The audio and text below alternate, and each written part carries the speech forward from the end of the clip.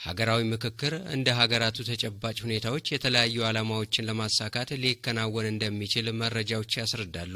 በዚህ መነሻነትም በሀገራችን ኢትዮጵያ ሀገራዊ ምክክር ለማከናወን ሰፊ የቅድመ ዝግጅት ተግባራት እየተከናወኑ ነው።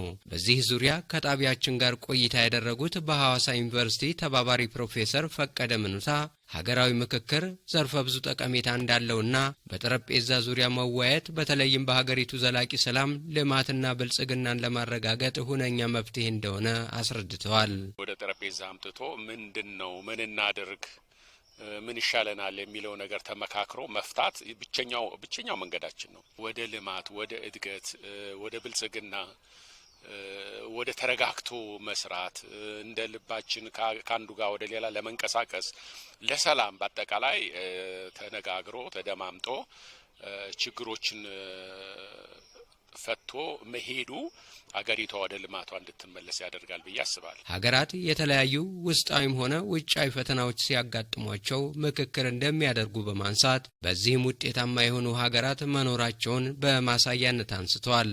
ለውጥ እንድታመጣ ካሰብክ ምንድነው መደረግ ያለበት እንዳይከሽፍ ውጤት ሳያመጣ እንዳይቀር ከማን ምን ይጠበቃል የሚል ነገር ያስፈልጋል። ለምሳሌ ሳውዝ አፍሪካን መጥቀስ ይቻላል። ማንዴላ ከዛ ከወጣ በኋላ ያደረገው አሸናፊ ሆኖ እያለ ሰሚሲቭ ሆኖ ሌሎቹንም ሲበድሉ የነበሮችን ኢንክሉሲቭ የማድረግ ዳያሎግ ተደርጎ ይቅርታ አድርጎ በደሉ እንዲቀር አድርገው አሁን እየኖሩ ነው በጥሩ ሁኔታ። ምክክር ሆደ ሰፊነትና የቅርባይነትን እንደሚጠይቅ የጠቆሙት ተባባሪ ፕሮፌሰሩ ስለሆነም ለምክክሩ ውጤታማነት ሁሉም ባለድርሻ አካላት እጅና ጓንት ሆነው ሊሰሩ እንደሚገባ ነው ያስገነዘቡት። የወልቂጤ ዩኒቨርሲቲ የሕዝብና ዓለም አቀፍ ግንኙነት ዳይሬክተር መምህር ካሚል ኑረዲን በበኩላቸው ሀገራት ከጥንት ዘመን ጀምሮ ችግሮች ሲያጋጥሟቸው ወደ ምክክር እንደሚያምሩ አውስተው በሂደቱም ለችግሮች መፍትሄ በመስጠት የተሻለ ነገርን ለማምጣት የሚያስችሉ ተግባራት እንደሚከናወኑ ነው ያስረዱት። በሰዎች አብሮ መኖር መስተጋብር ውስጥ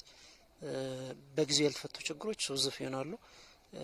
ለነበረበት ዘመንም ለወደፊቱም የህዝቦች አብሮነት፣ አንድነት፣ በሰላም በጋራ በመኖር ሂደት ውስጥ የሚኖሩ ውዝፍ ሀሳቦች፣ ውዝፍ ስራዎች፣ ችግሮች፣ መፍትሄዎች አብሮ በጋራ የሚኖሩበት ነው። እነዚህን ሰብስቦ ከትላንትና ትምህርት ወስዶ ዛሬን ኖሮ ነገን ማሻሻል የሚቻልበት አካሄድ ነው። ምክክሩ ህዝቡ ተስፋ የጣለበት ነው ያሉ ሲሆን የምክክሩ አጀንዳዎችም በሚያግባቡና ሀገርን በሚያጸኑ ሁኔታዎች ላይ መቀረጽ እንዳለባቸውም ተናግረዋል። መሰረታዊ የሚባሉ በሀገር ደረጃ ሀገረ መንግስት የሚባለውን ሀሳብ ማጽናት ይፈልጋል። ሀገር የሚባለው ማቆም እና ማጽናት የሚችሉ ነጥቦች ላይ መነጋገር ከተቻለ ሌሎች አጀንዳዎች ይከብዳሉ የሚል እምነት የለም። ሌላኛው በአምቦ ዩኒቨርሲቲ መምህርና ተመራማሪው ዶክተር አለማየሁ ስፍር በሀገሪቱ የምክክር መድረክ ለማከናወን ታቅዶ ወደ ተግባር መገባቱ ሚናው የጎላ መሆኑን ጠቅሷል። በመሆኑም በሰለጠነ መንገድ በመምከርና ልዩነቶችን ወደ ጎን በመተው በሚያግባቡ ጉዳዮች ላይ በማተኮር እንዲሁም የመፍትሄ አቅጣጫዎችን በማስቀመጥ የጋራ ሀገራችንን ወደ ተሻለ ለውጥና እድገት በማሸጋገር ለቀጣዩ ትውልድ የተሻለ ነገን ዛሬ መስራት ይገባናል ነው ያሉት።